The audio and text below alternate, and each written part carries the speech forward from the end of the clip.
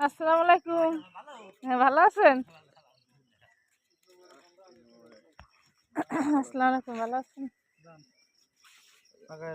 লোকজন তো এসে পারেনি এখন। আর আমরা হ্যাঁ, আগেই থাকতে হবে। উঠ নিতে হবে তো।